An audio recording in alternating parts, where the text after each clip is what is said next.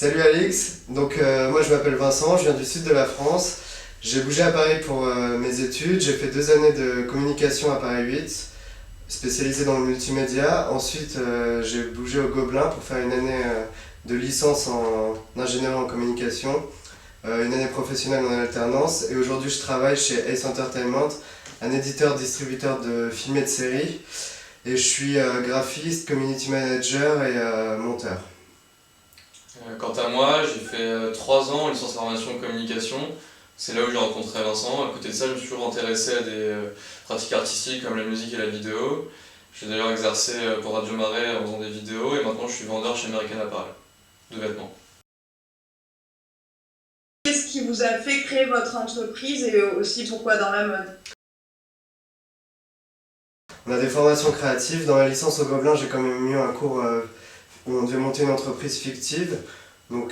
J'ai quand même pu tâter du concret et voir les étapes de création d'une société. Après, Loïc est venu et m'a dit qu'il avait une idée qui m'a plu et du coup on s'est lancé dans le projet.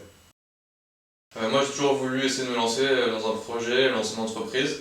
Du coup, dès que j'ai eu une idée, je cherchais quelqu'un qui la proposait. Je proposais à Vincent ce que je pensais qu'il aurait des choses à m'apporter. Et du coup, là on fait ça. C'est quoi Prophète pour vous? Prophète, c'est simple, en fait c'est une casquette plus un voile. En fait on peut déjà voir du prophète dans beaucoup de clips américains, sauf que ça porte pas ce nom et que c'est pas un brevet qui a été déposé. C'est le fait de mettre un voile sur sa tête et d'ajouter une casquette dessus.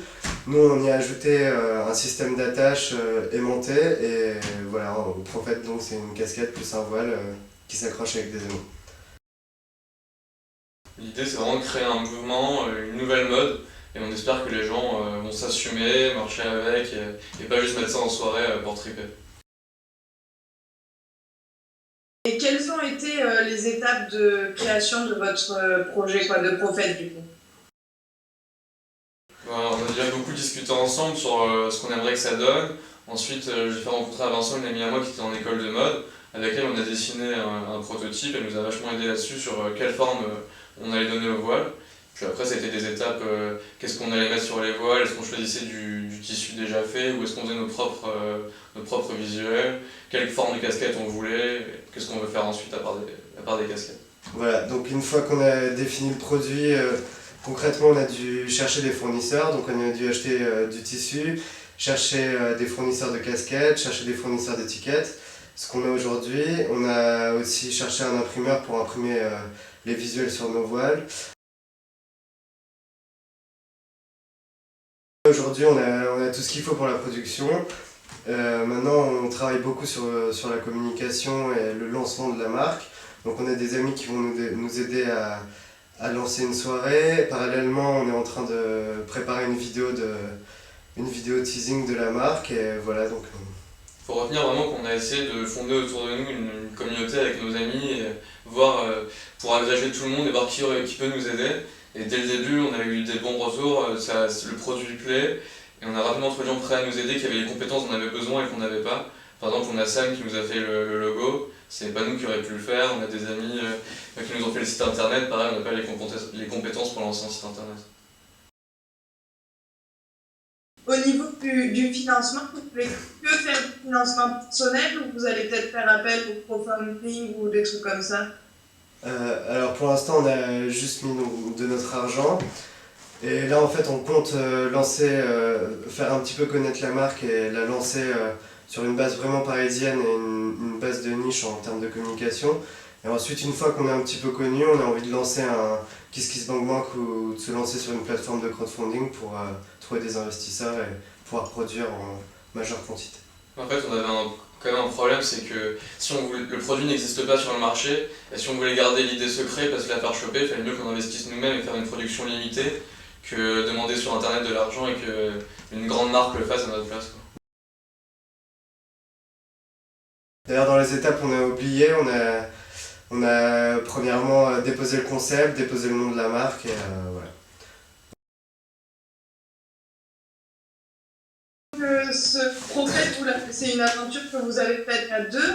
Aujourd'hui, vous êtes content de ça? Ça a été difficile à manager ou si c'était à refaire, vous le feriez à deux? Bah, c'est vrai qu'à la base, on s'aime pas trop. Après, on a quand même été content de lancer ça à deux parce que on a toujours quelqu'un pour nous aider, on se complète dans nos compétences. Et voilà, c'est bien d'être à deux dans le sens où s'il y en a un qui travaille, l'autre peut bosser sur Prophet à sa place. Et voilà, on s'aide vraiment et on se complète, quoi. Donc ça, c'est pratique. Puis pour le rythme, c'est quand même vraiment bien parce qu'il y a des fois où Vincent il me freine un peu, ou inversement, c'est moi qui dois le freiner un peu.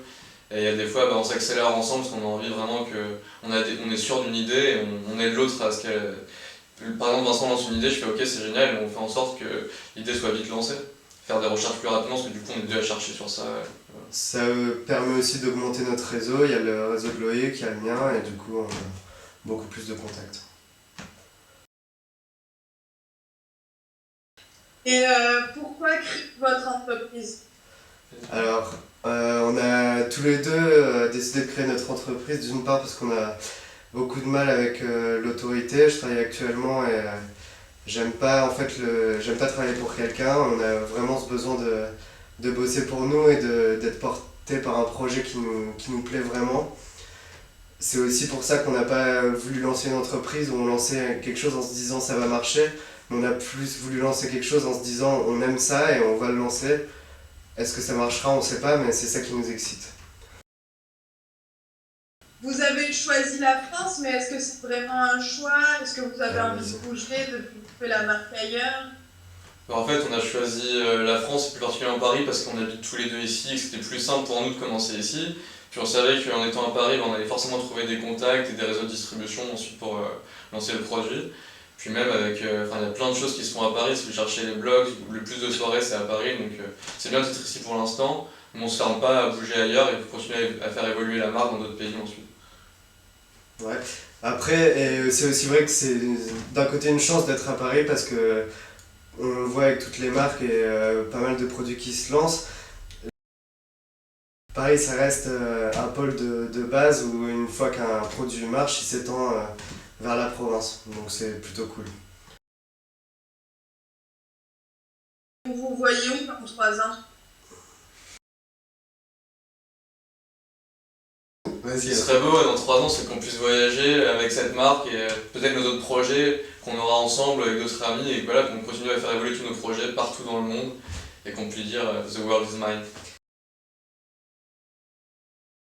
Voir les artistes qu'on aime porter notre marque, les côtoyer, et voilà. Vous avez un message à faire passer aux jeunes qui sont un peu frileux d'entreprendre, qu'en ce moment, avec la conjoncture économique, c'est difficile. Non, si on a un conseil à donner, c'est de ne pas avoir peur de se lancer. Nous, on est vraiment pas armés justement au niveau business et au niveau code pour monter son entreprise, mais on avait quand même une idée, un projet. On s'est lancé, là les productions en cours, ça va marcher. On a déjà vendu 2 casquettes à Montréal. Et voilà, du coup, c'est vraiment ça, pas avoir peur de se lancer et au final, on peut avoir ce qu'on veut, quoi. En s'en donnant les moyens et en travaillant. Ouais, faut faire beaucoup de recherches, faut contacter tous les gens qu'on peut trouver et au final on trouve les solutions. Nous on faisait pas du tout de la mode ou du textile et on a réussi à faire un produit qui nous plaît et qui correspond à l'idée qu'on avait au départ.